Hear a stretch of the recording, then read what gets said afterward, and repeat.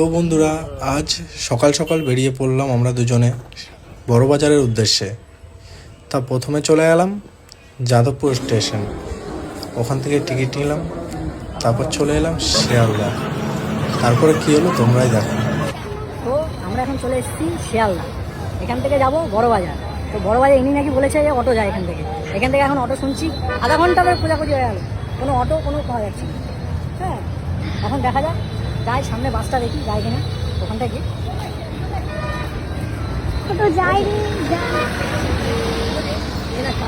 তো ফাইনালি আমরা বড়বাজার পৌঁছে গেছি। আর এটা আমার ফার্স্ট টাইম বড়বাজার এসছি আমি। তো বড়বাজার এসছি দোকানে কিছু জিনিস কিনতে, দেখা যাক ভেতরের দিকে যাই। তারপর ম্যাডামের কাছ থেকে ফোনটা নিয়ে চলে এলাম ফুল মার্কেটে, ফুল আর ডেকোরেশনের মার্কেটে চলে এলাম। ওখানে জিনিসপত্র দেখে চলে এলাম ত্রিপল কিনতে, যেটা কেনার জন্য আমি গেছি, আমার দোকানের উপরে দিতে হবে। তো এই দোকানদার দাদা প্রথমে একটা ত্রিপল দেখালো যেটা বড় হয়ে যাচ্ছে, দ্বিতীয়বার যেটা দেখালো সেটা ছোট হয়ে যাচ্ছে। ছোট বড় দেখে চলে এলাম পেট পুজো করতে।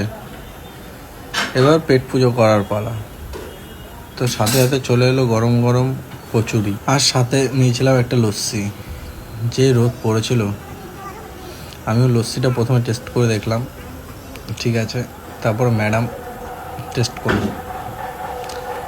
আর আমার তো প্রচুর খিদে পেয়েছিল, সেজন্য বেশি কথা না বলে আমি খেতে চালু করে দিলাম। আর তারপর ম্যাডাম আমায় কিছু কথা বলছিল, সেগুলো আমি শুনছিলাম। তো সেগুলো শুনতে শুনতে আমার খাওয়া প্রায় শেষ হয়ে গেছিলো। তো ম্যাডাম খাচ্ছিল, ম্যাডামের কিছুটা বাকি ছিল। তা আমি খাওয়া দাওয়া শেষ করে জলটা খেয়ে বিলটা পেমেন্ট করে আমরা বেরিয়ে পড়ি। তো তোমরা ভাবছো আমি এইভাবে দাঁড়িয়ে আছি কেন? এইভাবে দাঁড়িয়ে থাকারও একটা কারণ আছে। গিয়েছিলাম ম্যাট কিনতে।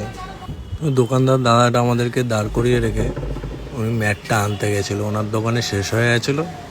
তো উনি পাশের দোকান থেকে আনতে গেছিলো। তো সব কিছু শেষ করে আবার রওনা দিলাম বাড়ির উদ্দেশ্যে। আজকের মতো এইটুকুই, আবার দেখা হবে, টাটা।